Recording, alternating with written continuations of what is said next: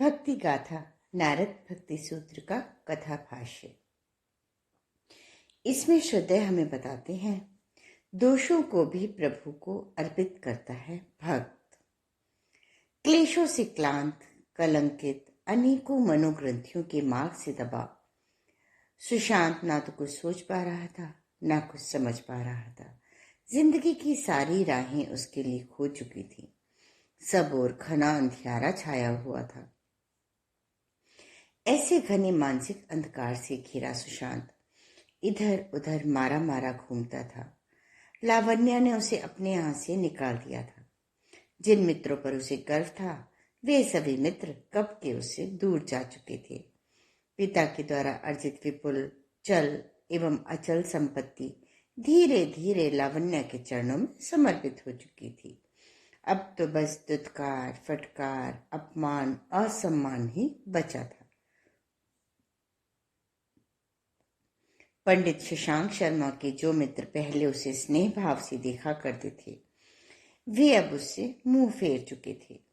स्मृतियों के धुंधलेपन में उसे अब यह याद भी नहीं रह गया था कि वह पंडित शशांक शर्मा का सुपुत्र है।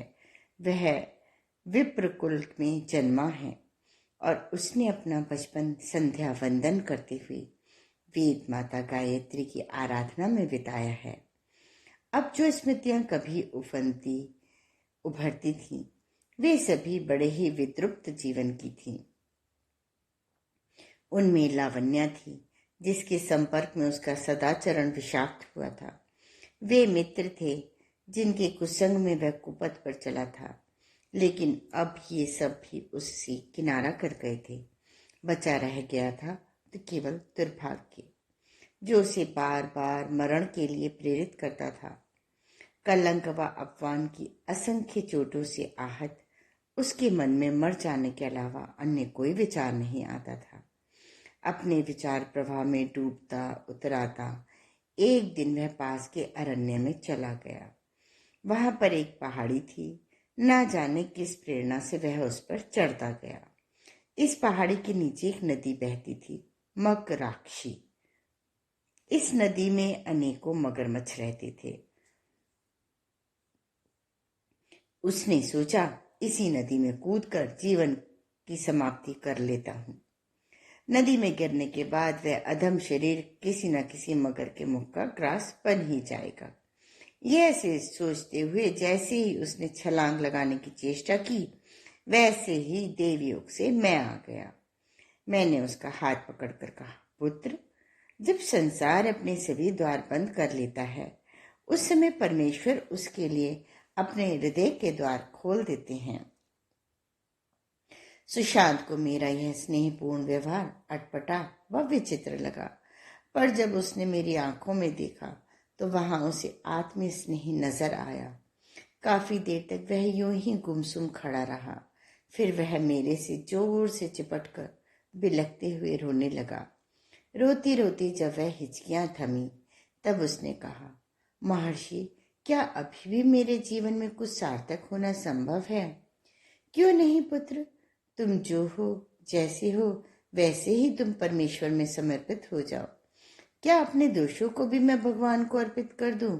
उत्तर में मैंने कहा, हाँ पुत्र, दोषों को भी, क्योंकि जब दोष भगवान के पावन चरणों में अर्पित होते हैं तो वे रूपांतरित होकर सद्गुण में बदल जाते हैं।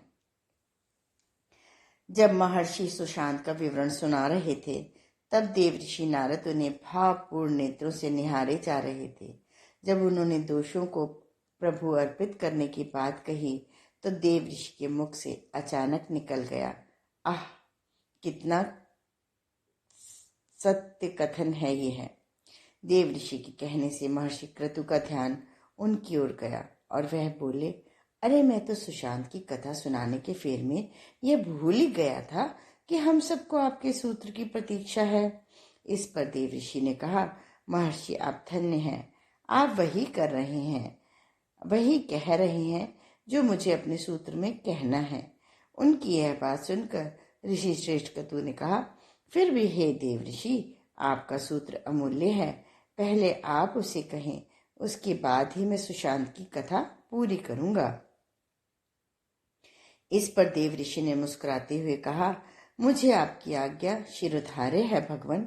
इतना कहकर उन्होंने बड़े ही भावपूर्ण व मधुर स्वरों में उच्चारित किया, तदर पिता खिलाचारः सन काम क्रोधाभिमानादिकम तस्मिन्नैव करणीयम। सब आचार भगवान के समर्पण कर चुकने पर यदि काम, क्रोध, अभिमान आदि हों तो उन्हें भी भगवान के प्रति ही अर्पित करना चाहिए। देव ऋषि ने अपना यह सूत्र कहने के बाद महर्षि क्रतु से कहा, भगवान, आप सुशांत शर्मा की घटना प्रसंग को अवश्य कहें।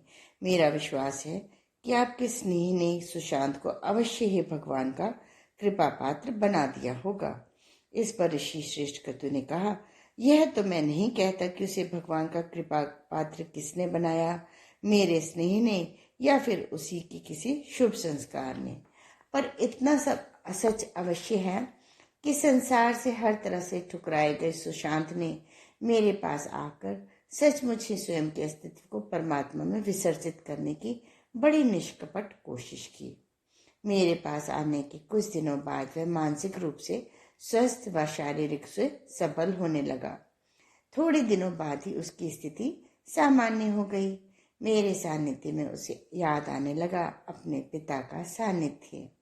साथ ही उसे याद हो आए अपने पुराने बचपन के दिन, जब वह त्रैकालिक संध्या नियमित करता था, जब वह सूर्य मध्यस्थ गायत्री से स्वयं के प्राणों के एकाकार होने की भावना करता था। इन बचपन की स्मृतियों ने उसे विह्वल कर दिया। इस विह्वलता में एक दिन उसने कहा, हे देव, क्या मैं पुनः गायत्री उपासना आरंभ कर सकता हूँ? इस पर मैंने कहा, अवश्य पुत्र। तब उसने कहा, भगवान, क्या इतने वर्षों तक नीच कर्म करने के बाद भी मैं इस लायक हूँ? उसकी इस बात पर मैंने कहा, पुत्र, शास्त्रों में प्रत्येक अशुभ कर्म के लिए प्रायश्चित विधान है। पहले तुम प्रायश्चित करो, फिर मैं तुम्हारा यज्ञोपवीत संस्कार पुनः करूंगा। तब तुम संपूर्ण विधि से संध्या वंदन के साथ गायत्री उपासना करना। मेरी यह बात सुनकर सुशांत प्रसन्न हो गया। उसने निर्धारित विधान के अनुसार कृच्छ चंद्रायन करते हुए लगातार 1 वर्ष तक भगवान के पावन नाम का जप किया। इस कठोर व्रत के साथ वह निरंतर 18 घंटे तक जप करता रहता। वर्ष पूर्ण होने पर मैंने उसका यज्ञोपवीत संस्कार किया। जिस दिन उसका संस्कार हुआ उस दिन वह आह्लादित था। उसके बाद उसने अपनी गायत्री साधना प्रारंभ की। 3 दिन संध्योपासना के साथ गायत्री आराधना। इसी आराधना में घुलते गए उसके हृदय के भाव। वह अपने सभी भावों को भगवती के चरणों में अर्पित करता गया। अभिमान अर्पित होकर समर्पण बन गया। क्रोध ने संकल्प का रूप धारण कर लिया। काम जगन माता में समर्पित होकर भक्ति बन गया। उसकी साधना अविराम बनी रही। साथ ही उसके दुर्गुण सद्गुण में रूपांतरित होते गए। दिन बीते, मास वर्ष बीते, साथ ही उसके कलंक खुलते गए। वह निष्कलंक, निष्कपट एवं निर्मल होता गया। अब तो उसे अपमानित करने वाले लोग उसे आश्चर्य से देखने लगे, क्योंकि अब उन्हें भी उसकी साधना की सुगंध प्रभावित करने लगी। वे सब भी कहने लगे कि साधना के संस्कार सुप्त भले ही हो जाएं, पर लुप्त कभी नहीं होते। आज के स्वाध्याय का क्रम यहीं समाप्त होता है। अगले क्रम में श्रद्धा हमें बताएंगे, जिन प्रेम कियो तिन्हि प्रभु पायो। धन्यवाद।